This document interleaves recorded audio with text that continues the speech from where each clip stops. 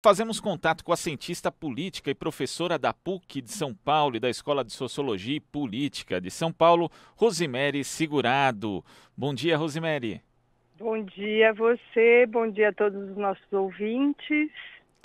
Rosemary, para a gente começar a fazer esse desenho do cenário político de 2020, a gente já teve aí o presidente Jair Bolsonaro dizendo que a reforma tributária vem depois da reforma administrativa, contrariando o que disseram os presidentes do Senado, Davi Alcolumbre, e da Câmara, Rodrigo Maia, a respeito do assunto. Para eles, na verdade, a reforma tributária é prioridade. Você acha que 2020 isso já aponta que a gente vai ter uma relação complicada do Planalto com o Congresso Nacional mais uma vez? Acho que sim, acho que essa relação se mantém, né? Até alguns cientistas políticos no ano passado chegaram a dizer que nós estávamos vivendo uma espécie de um parlamentarismo branco, né? Então, nosso regime é um regime presidencialista. Eu acho que não chega tanto, mas de fato nós vimos em vários momentos uma queda de braço entre o governo e o Congresso. Mas também gostaria de chamar a atenção que a atual composição do Congresso, que é uma composição que tem o presidente tem uma base de apoio importante, mesmo assim, nos momentos em que eram importantes para o governo, como a reforma da Previdência, ela votou com o governo. Então, é uma relação muito complexa essa, em muitas outras medidas ela vota em desacordo com o governo, em algumas medidas cruciais ela também, em medidas como a reforma da Previdência, que eu considero uma das questões mais antipopulares que nós tivemos aprovadas no ano passado, quer dizer, no fundo é uma espécie do fim das aposentadorias mesmo. Então, eu acho que essa relação vai ser turbulenta, continuará assim neste ano. E eu já vi avaliações também, como o governo conseguiu aprovar a sua principal pauta, que era justamente a reforma da Previdência, que muitos parlamentares podem aproveitar para tentar colocar em prática ali no Congresso Nacional a chamada agenda moral, né? Agenda de costumes, que na verdade não é só moral e de costumes, porque ela se relaciona a várias áreas, a educação, a própria saúde. Mas você acredita nisso, professora? Quer dizer, de repente, porque passou o mais difícil, que era a reforma da Previdência, agora, ainda mais em ano eleitoral, alguns parlamentares possam aproveitar a visibilidade que determinados temas dão para tocar essa agenda moral?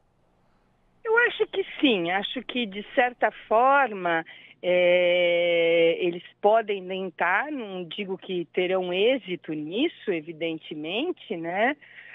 Nós já vimos, por exemplo, que várias questões em relação à educação no ano passado, que é a área que eu atuo, teve manifestações e o governo teve que reajustar a sua proposta. Então, eu acho que também não tem esse poder tão absoluto, mas por que é importante? Num momento eleitoral, essas pautas são as que mais atraem e as que a gente poderia dizer em que os eleitores têm uma clareza maior do que está acontecendo. Então, por exemplo, previdência é um assunto muito complexo, complicado, né?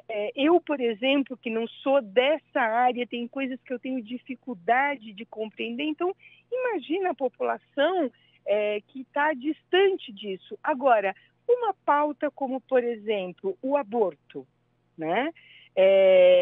Que frequentemente é tirado do eixo da saúde pública, porque o aborto, a discussão sobre aborto deveria estar nesse campo. Milhares de mulheres morrem no nosso país por abortos feitos em condições absolutamente inadequadas, mas esse apelo à vida, né, é uma questão que fica mais clara, é uma pauta mais evidente para as pessoas.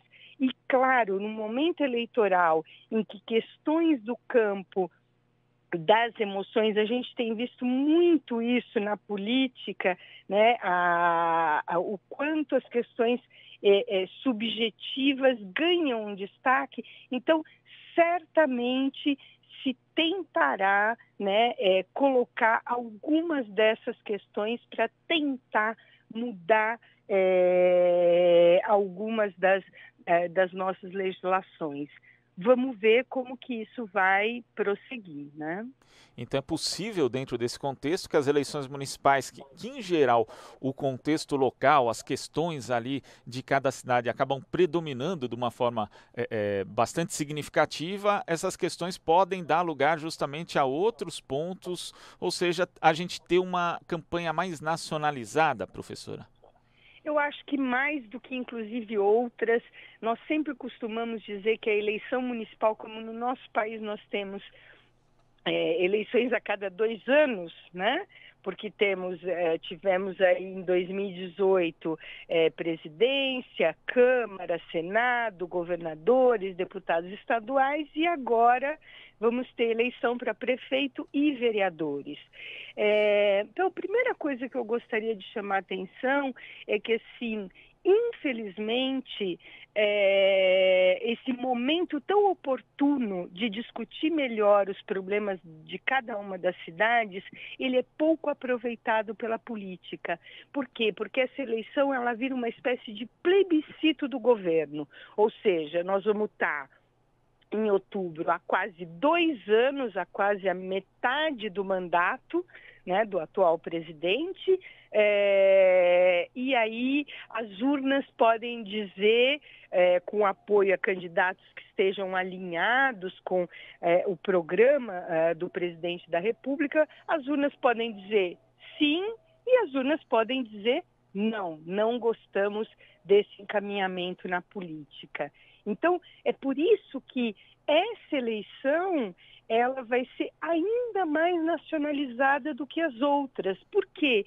Porque nós, desde a eleição de 2018, nós mudamos um campo de discussão política no nosso país. A eleição do atual presidente Jair Bolsonaro, ela é um divisor de águas do ponto de vista da política nacional, à medida em que nós vínhamos implementando uma série de pautas ligadas a políticas públicas, a políticas sociais, e isso foi interrompido por uma série de questões. Não dá para nós fazermos aqui uma análise desse processo eleitoral tão complicado que vivemos em 2018.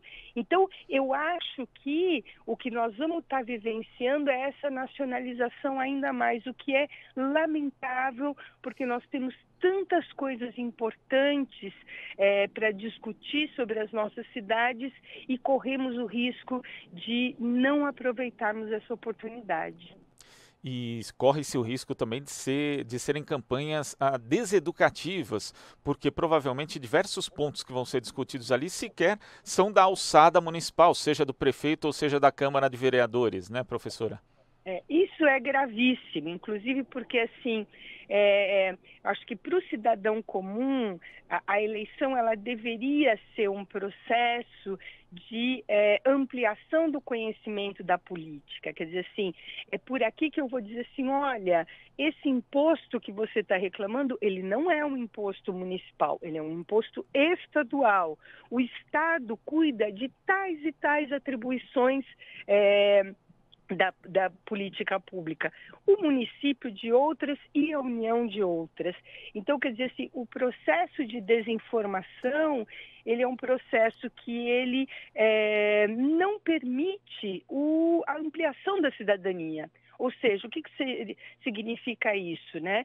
Eu pago IPTU. O IPTU é o imposto municipal, é um imposto para manutenção de uma série de coisas da nossa cidade, né? Então, é entender o papel do IPTU na vida cotidiana nossa e poder dizer, senhor prefeito, senhores vereadores, por que não pegar essa verba e fazer isso, isso, aquilo?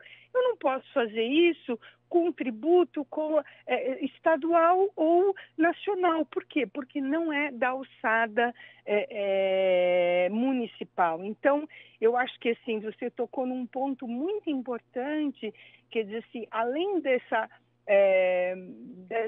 de não utilizar o momento eleitoral como a gente poderia chamar uma pedagogia política, né? Nós também corremos um outro risco, que já vivemos isso na eleição de 2018, que é a profusão do que alguns chamam de fake news, eu vou chamar aqui de desinformação, porque não é só mentiras, mas é isso, o imposto existe, mas esse imposto é de outro campo, né? É do campo estadual. Então, os eleitores precisam compreender essas dimensões, inclusive para saber onde reivindicar os seus direitos, onde podem propor medidas que possam transformar a vida cotidiana das nossas populações. Então, eu acho que esse é um outro cuidado que nós vamos ter que estar muito atentos. Espero que a imprensa acompanhe efetivamente isso, porque uma política com base na desinformação, uma política com base na mentira, ela é uma política que ela não promove a cidadania, ao contrário, ela retira a cidadania e ela retira o espírito democrático de um país, de uma cidade. Agora, voltando para o Planalto, o Datafolha divulgou recentemente uma pesquisa com ranking com grau de prestígio de figuras políticas e pontuando a lista o ministro da Justiça Sérgio Moro e o ex-presidente Lula, com o presidente Jair Bolsonaro ficando abaixo. A gente sabe que, na verdade, sem o lavajatismo, eu nem falo da Operação Lava Jato em si, mas da espécie de ideologia que foi desenvolvida a partir dali, né, com louvor à cultura punitivista, o bolsonarismo talvez sequer chegasse à presidência da República. Mas você enxerga o risco da divisão entre essas duas figuras, Sérgio Moro e Jair Bolsonaro? O ministro da Justiça começa a fazer uma sombra sobre o presidente nessa base do eleitorado dele? Sem dúvida, eu acho que assim, você está mencionando essa última pesquisa, mas já tivemos uma pesquisa anterior, feita também pelo Datafolha, que colocava que o ministro Sérgio Moro é o ministro mais bem avaliado do governo. Poderíamos, inclusive, discutir isso, quais são as grandes medidas. Na verdade, não estão avaliando a atuação do Sérgio Moro, mas é a figura que ele constituiu com o lavajatismo. Acho que esse é um debate importante para nós. E ele já saía mais popular que o próprio presidente. O que é novidade nessa pesquisa? Essa pesquisa faz um levantamento, eu não me lembro agora exatamente, mas uma série de personalidades políticas, uma série de personalidades públicas, entre elas o ex-presidente Lula. E o que chama atenção é, com toda a campanha de mentira, de desinformação, toda a suspeição em torno da Lava Jato, o ex-presidente Lula estar em segundo lugar, com 3 pontos a menos que o Sérgio Moro e acima, né, de Jair Bolsonaro. Então, eu acho que tem a relação entre Moro e Bolsonaro, ela é uma relação que vem num que a gente poderia chamar de bate-a-sopra, né? Então, muitas vezes, o Bolsonaro, percebendo esse crescimento da figura do ministro Sérgio Moro, ele vai lá e rejeita aspectos importantes para a sua política, como nós vimos agora, essa questão do juiz de garantias, né, do pacote anticrime. Então, nós vamos vivenciar essa tensão. Por quê? Porque Bolsonaro sabe que, por um lado, né, ele não pode atacar frontalmente Sérgio Moro, porque o prestígio que o Sérgio Moro confirma ao mandato dele é muito grande, ele pode perder muitos apoiadores, Jair Bolsonaro, se bater de frente com o Sérgio Moro, mas ele também não pode deixar que Sérgio Moro cresça, que Sérgio Moro se notabilize.